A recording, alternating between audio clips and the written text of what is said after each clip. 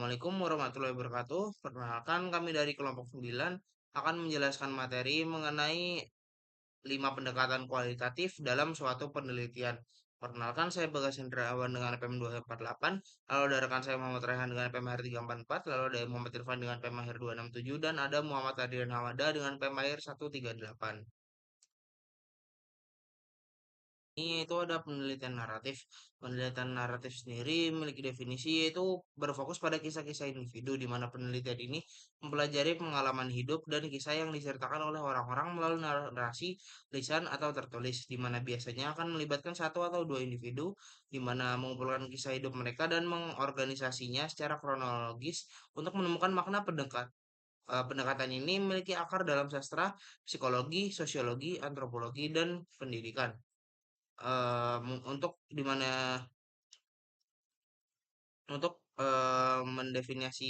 mendefinisikan fitur dari narrative studies ini ya, ada dibagikan beberapa jenis contoh. Yang pertama yaitu mengumpulkan kisah tentang pengalaman hidup, lalu kedua peneliti dan peserta seringkali membangun cerita, lalu yang ketiga menggunakan berbagai sumber data, lalu yang keempat berfokus pada bagaimana pengalaman berkembang seiring waktu, lalu yang kelima yaitu cerita dapat menunjukkan identitas pribadi, titik balik dan setting spesifik, dan yang keenam yaitu analisis dapat bersifat tematik, struktural atau diagnosis atau berbasis kinerja. Nah, di sini yaitu types of phenomenology, yaitu jenis-jenis fenomenologi. Nah, yang pertama itu ada fenomenologi hermeneutik ya. Nah, itu berorientasi pada pengalaman hidup atau life experience dan penafsiran teks hidup. Nah, merupakan proses dinamis yang melibatkan 6 kegiatan penelitian utama. Yang pertama, dia memusatkan perhatian pada fenomena yang menjadi kepedulian mendalam, misalnya mengajar, menjadi orang tua, ataupun berlari. Kemudian yang kedua, melakukan refleksi terhadap tema-tema esensial yang membentuk hakikat pengalaman hidup tersebut. Ketiga, yaitu menulis deskripsi fenomena dengan mempertahankan hubungan yang kuat terhadap kajian politik. Yang keempat, yaitu menjaga keseimbangan antara bagian dan keseluruhan tulisan. Nah, di sini fenomenologi ini bersifat deskriptif sekaligus interpretatif. Nah, peneliti berperan untuk menafsirkan makna dari si pengalaman hidup ini. Oke, yang kedua yaitu fenomenologi transendental atau psikologis. Nah, di sini menekankan deskripsi pengalaman partisipan daripada interpretasi penelitian, mengutamakan konsep epos atau bracketing, yaitu menanggalkan pengalaman pribadi agar fenomena dapat dipandang secara segar dan objektif. Nah, di sini bersumber dari studi fenomenologi psikologi de Duquesne oleh Georgi Van Kam dan Kolaizi. Nah, langkah-langkah utama dalam menentukan fenomenologi transendental atau psikologis ini yaitu yang pertama, mengidentifikasi fenomena dan mengumpulkan data dari beberapa individu yang telah mengalaminya, yaitu yang kedua melakukan branching terhadap pengalaman pribadi peneliti, dan yang ketiga menganalisis data dengan cara yang pertama mengidentifikasi pernyataan penting dan menyusunnya menjadi tema. Kemudian yang kedua, menulis deskripsi tekstural apa yang dialami. Kemudian menulis deskripsi struktural bagaimana pengalaman itu dialami dan menggabungkan keduanya menjadi esensi pengalaman bersama. Oke, di sini saya akan menjelaskan mengenai grounded theory research, yaitu grounded theory merupakan bentuk penelitian kualitatif yang bertujuan membangun teori yang menjelaskan suatu proses, tindakan, atau interaksi berdasarkan pandangan si partisipan. Nah, tujuan utama yaitu untuk menghasilkan teori substantif, teori yang muncul langsung dari data lapangan dan berhubungan dengan konteks spesifik. Nah, teori tersebut menggambarkan proses sosial atau pola interaksi yang dialami oleh partisipan. Nah, kemudian ciri dari grounded teori ini, yang pertama itu teori dibangun dari bawah ke atas, grounded, bukan dari hipotesis yang sudah ada. Kemudian data dikumpulkan dan dianalisis secara simultan. Kemudian peneliti menggunakan kode terbuka, aksial, dan selektif dalam menganalisis data. Peneliti juga menulis memo teoritis untuk menangkap ide-ide konseptual selama analisis. Menggunakan theoretical sampling, yaitu memilih partisipan berdasarkan kebutuhan pengembangan teori, dan terakhir, analisis berakhir ketika terjadi saturasi teoritis, yakni tidak ada informasi baru yang muncul. Nah, di sini ada uh, general prosedur dari grounded theory. Yang pertama yaitu kita harus menentukan kecocokan pendekatan. Nah, di sini digunakan bila teori tentang proses sosial tertentu belum ada. Kemudian, merumuskan pertanyaan penelitian yang berfokus pada proses atau interaksi. Kemudian, yang ketiga, mengumpulkan data melalui wawancara, observasi, ataupun dari dokumen. Kemudian, yang keempat, melakukan pengkodean bertahap. Di sini ada tiga, yaitu ada open coding, mengidentifikasi kategori utama, axial coding, menghubungkan kategori dengan fenomena inti, kondisi penyebab, strategi, konteks, dan konsekuensi, dan selective coding, yaitu menyusun teori atau alur cerita dari kategori yang sudah terbentuk. Nah, setelah itu kita membuat diagram atau model teoritis yang menunjukkan hubungan antar kategori dan menyusun laporan hasil penelitian dengan memaparkan teori yang telah dihasilkan. Nah, di sini ada jenis-jenis dari grounded theory ini. Yang pertama ada Straussian approach, yaitu dia lebih terstruktur dan menggunakan paradigma pengkodean. Kemudian yang kedua, Glazerian approach, ya, lebih terbuka dan alami dan menolak struktur analisis yang kaku. Kemudian yang ketiga, Constructive grounded theory. Dia menekankan interpretasi peneliti dan partisipan dalam membangun makna. Nah, hasil akhir dari penelitian yaitu yang pertama menghasilkan teori substansi yang relevan dan kontekstual, dan kedua, teori dapat menjadi dasar bagi peneliti lanjutan atau teori formal yang lebih luas, dan yang ketiga yaitu fokus pada proses, tindakan, dan interaksi yang dialami partisipan secara nyata. Baik, selanjutnya adalah challenge atau tantangan. Nah, tantangannya sendiri dari grounded theory, penelitian grounded theory adalah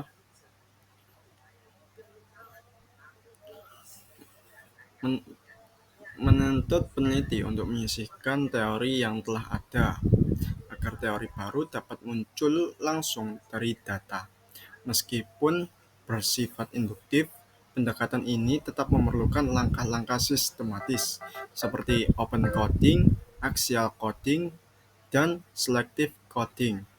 Tantangan lainnya adalah menentukan kapan kategori data dianggap jenuh atau theoretical saturation, dan kapan teori dianggap cukup kuat. Salah satu cara mengatasinya adalah discriminant sampling, yaitu menambah partisipan baru untuk menguji validitas teori yang sedang dibangun. Selain itu, grounded theory menghasilkan teori substantif yang berisi komponen penting seperti central phenomenon, causal conditions, strategis, konteks atau intervening condition, dan consequence. Namun, karena prosedur Strauss dan Corbin terkesan kaku, banyak peneliti kini beralih ke Charman's constructive approach yang lebih fleksibel dan menekankan interpretasi serta refleksivitas peneliti. Lalu selanjutnya ada subbab baru yaitu ethnographic research. Nah, definisi dan backgroundnya adalah berbeda dari ground theory yang berfokus pada proses atau tindakan. Etnografi meneliti kelompok budaya untuk memahami pola nilai, keyakinan, perilaku, dan bahasa yang mereka bagi bersama. Pendekatan ini berakar dari antropologi dengan tokoh awal seperti Boas, Malinowski, Radcliffe, Brown dan Mead, kemudian diadaptasi oleh sosiolog Chicago School pada 1920 sampai 1930-an. Kini, etnografi berkembang menjadi berbagai aliran seperti structural functionalism, symbolic interactionism, feminism, dan postmodern etnografi. Selanjutnya itu ada defining features. Nah, ciri khas etnografi ada 7, yaitu yang pertama fokus pada deskripsi menyeluruh tentang budaya kelompok tertentu. Yang kedua, peneliti mencari pola-pola perilaku dan makna sosial yang muncul dari interaksi kelompok. Yang ketiga, kelompok yang diteliti harus cukup lama berinteraksi agar pola budayanya dapat dikenali. Yang keempat, teori digunakan sebagai lensa awal untuk memahami budaya, misalnya teori kognitif, materialis, atau feminis. 5. Data dikumpulkan secara luas melalui observasi partisipan, wawancara, artefak, dan simbol budaya. Yang keenam, analisis menggunakan perspektif emik atau pandangan dari dalam dan etik interpretasi peneliti untuk menyusun makna budaya. Yang ketujuh, hasil akhirnya berupa interpretasi budaya yang utuh yang menjawab dua pertanyaan inti Walcott, yaitu apa yang perlu diketahui seseorang agar sistem ini berfungsi dan bagaimana anggota baru belajar dan menyesuaikan diri dengan budaya tersebut. Lalu ada tipe etnografi. Ada dua, yaitu yang pertama realis etnografi, menggambarkan budaya secara objektif dan dengan suara peneliti yang netral, tanpa bias politik atau pribadi.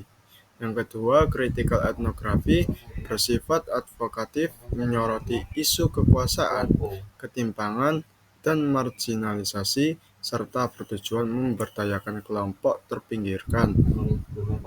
Lalu, ada tantangannya.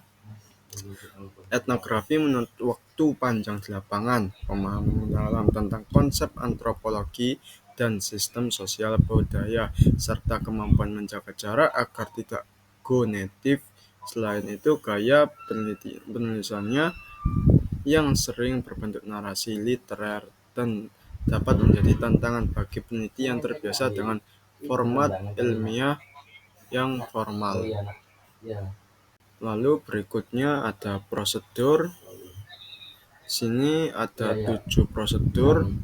Yang pertama, menentukan apakah masalah penelitian tepat dikaji dengan etnografi. Yang kedua, menentukan kelompok budaya yang akan diteliti serta menemukan gatekeeper atau informan kunci. Yang ketiga, menetapkan tema atau teori budaya yang relevan, misalnya dominasi, sosialisasi, atau struktur sosial. Yang keempat, memilih jenis etnografi yang sesuai realis atau kritikal. Yang kelima, melakukan fieldwork secara mendalam, menghormati etika, dan menjaga kepercayaan peserta. Yang keenam, menganalisis data untuk menemukan tema dan deskripsi budaya, lalu menyusun interpretasi secara menyeluruh. Yang ketujuh, menghasilkan potret budaya holistik yang memadukan pandangan peserta dan peneliti, serta bisa berupa laporan tertulis atau bentuk performatif seperti drama dan puisi. Lalu ada case study research. Nah, case study research adalah di dalamnya peneliti mengeksplorasi satu atau beberapa kasus secara mendalam dalam konteks nyata. Menurut Stack, case study bukan sekedar metode, tetapi pilihan fokus penelitian, sedangkan Yin melihatnya sebagai metodologi sistematis untuk memahami fenomena secara kontekstual. Kasusnya bisa berupa individu, organisasi, program, atau peristiwa tertentu dengan data yang dikumpulkan dari berbagai sumber seperti wawancara, observasi, dokumen, laporan, dan rekaman audiovisual.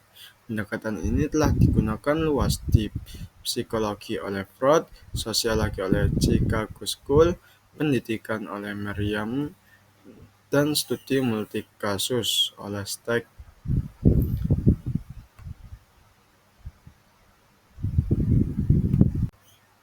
Lalu berikutnya eh, definisi Reuters.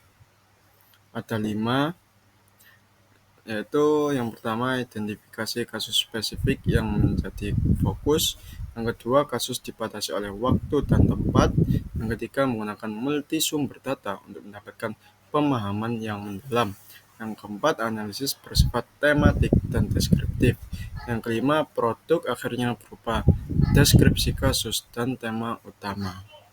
Lalu ada tipe-tipe case studies.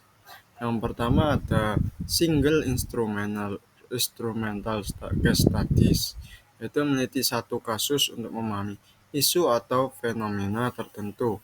Contohnya meneliti satu sekolah untuk memahami kebijakan pendidikan inklusif.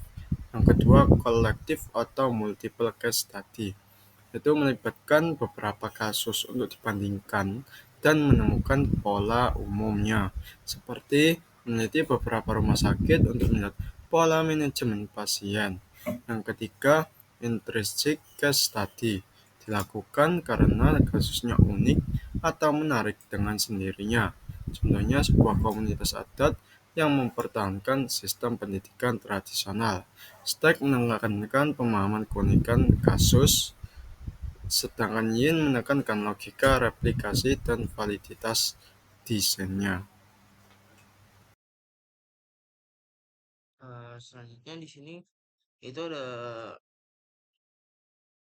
mengenai prosedur untuk conducting sebuah studi kasus, di mana beberapa prosedur tersedia untuk melakukan studi kasus seperti prosedur yang disediakan oleh Meriam pada 98, lalu Stack pada 95, dan Yin pada tahun 2009, di mana pembahasannya akan berfokus pada pendekatan Stack 95 dan Yin pada 2009 dalam melakukan studi kasus. Lalu juga ada beberapa prosedur tersedia untuk penjalanan prosedurnya di sini. Yang pertama yaitu peneliti akan menentukan apakah pendekatan studi kasus sesuai untuk meneliti masalah penelitian. Di mana studi kasus merupakan pendekatan yang baik ketika peneliti memiliki kasus yang jelas dan teridentifikasi dengan batas-batas yang jelas dan bertujuan untuk memberikan pemahaman mendalam tentang kasus tersebut atau perbandingan antara beberapa kasus. Lalu selanjutnya, peneliti perlu mengidentifikasi kasus atau kasus-kasus yang akan diteliti, di mana kasus-kasus ini dapat melibatkan individu, beberapa individu, program, peristiwa, ataupun aktivitas dalam melakukan penelitian studi kasus. Ini direkomendasikan agar peneliti mampu mempertimbangkan jenis studi kasus mana yang paling menjanjikan dan berguna untuk diteliti. Lalu selanjutnya itu pengumpulan data dalam penelitian studi kasus, di mana pengumpulan data ini biasanya bersifat luas dan menggunakan berbagai sumber informasi seperti observasi, wawancara, dokumen, dan materi visual. Di mana pada teori YIN 2009 ini juga merekomendasikan 6 jenis informasi yang harus dikumpulkan, yaitu dokumen, catatan arsip, wawancara, observasi langsung, observasi partisipatif, dan artefak fisik. Lalu selanjutnya itu adalah jenis data analisis, dapat berupa analisis holistik terhadap seluruh kasus atau analisis tertanam terhadap aspek spesifik dari kasus. Dari penjelasan ini yaitu melalui pengumpulan data, gambaran rinci tentang kasus akan muncul di mana peneliti akan mendetailkan aspek-aspek seperti sejarah kasus, kronologi peristiwa, atau gambaran harian dari suatu aktivitas kasus. Hal yang terakhir yaitu ada fase interpretatif akhir, di mana peneliti melaporkan makna kasus, apakah makna tersebut berasal dari pemahaman tentang isu kasus atau pemahaman tentang situasi yang tidak biasa, atau biasa disebut dengan kasus intrinsik. Seperti yang eh, di mana fase ini akan mempelajari sesuatu dari kasus-kasus tersebut. Itu mengenai challenge atau tantangan, di mana tantangan ini merupakan tantangan yang berpaku pada studi kasus kualitatif, di mana salah satu tantangan yang melekat dalam pengembangan studi kasus kualitatif yaitu bahwa peneliti harus mengidentifikasi kasus-kasus yang akan diteliti. Kasus yang dipilih dapat memiliki cakupan luas, misalnya seperti organisasi pramuka atau cakupan sempit seperti proses pengambilan keputusan suatu perguruan tinggi. Peneliti studi kasus harus memutuskan sistem terbatasi mana yang akan diteliti, menyadari bahwa beberapa sistem mungkin menjadi kandidat untuk pemilihan dari menyadari bahwa baik kasus itu sendiri maupun isu yang ingin diilustrasikan melalui kasus atau kasus-kasus tersebut layak untuk diteliti, dan peneliti juga harus mempertimbangkan apakah akan meneliti satu kasus atau beberapa kasus. Di sini juga peneliti akan menentukan bagaimana penelitian lebih dari satu kasus dapat melemahkan analisis keseluruhan. Lalu semakin banyak kasus yang diteliti, maka semakin sedikit kedalaman analisis pada setiap kasus. Selanjutnya itu mengenai konteks dari pendekatan 5 pendekatan kualitatif. Di sini untuk karakteristik terbagi menjadi 4 karakteristik.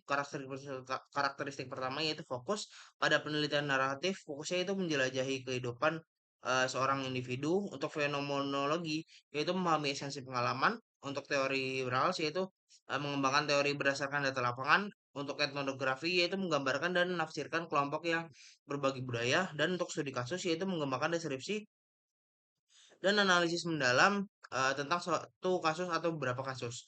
Untuk jenis masalah yang paling cocok untuk desain pada penelitian naratif yaitu perlu menceritakan kisah pengalaman individu. Untuk fenomenologi yaitu perlu menggambarkan esensi dari fenomena yang hidup. Untuk teori beralas yaitu membangun teori berdasarkan pandangan partisipan. Untuk etnografi yaitu menggambarkan dan menafsirkan pola budaya bersama suatu kelompok. Lalu untuk studi kasus yaitu memberikan pemahaman mendalam tentang suatu kasus atau beberapa kasus. Lalu untuk karakteristik latar belakang disiplinnya yaitu untuk naratif yaitu mengambil dari humaniora termasuk antropologi, sastra, sejarah, psikologi, dan juga sosiologi. Untuk fenomenologi yaitu mengambil dari filsafat, psikologi, dan pendidikan. Untuk teori beralas yaitu menggambar dari sosiologi. Untuk etnografi yaitu mengambil dari antropologi dan sosiologi. Dan untuk studi kasus yaitu mengambil dari psikologi, hukum, ilmu politik, dan kedokteran. Lalu selanjutnya untuk karakteristik unit analisis yaitu penelitian naratifnya yaitu mempelajari satu atau lebih individu. Fenomenologinya yaitu mempelajari beberapa individu yang telah berbagi pengalaman. Untuk teori beralasnya itu mempelajari suatu proses, suatu tindakan, atau interaksi yang melibatkan banyak individu. Lalu etnografinya itu mempelajari kelompok yang memiliki budaya yang sama. Dan yang terakhir untuk studi kasusnya yaitu mempelajari suatu peristiwa, suatu program, suatu kegiatan, atau lebih dari satu individu. Baik, mungkin sekian presentasi dari kelompok 9 dan kelompok kami mengenai materi 5 pendekatan untuk penelitian kualitatif. Mohon maaf bila ada kesalahan, kurang lebihnya mohon maaf. Assalamualaikum warahmatullahi wabarakatuh.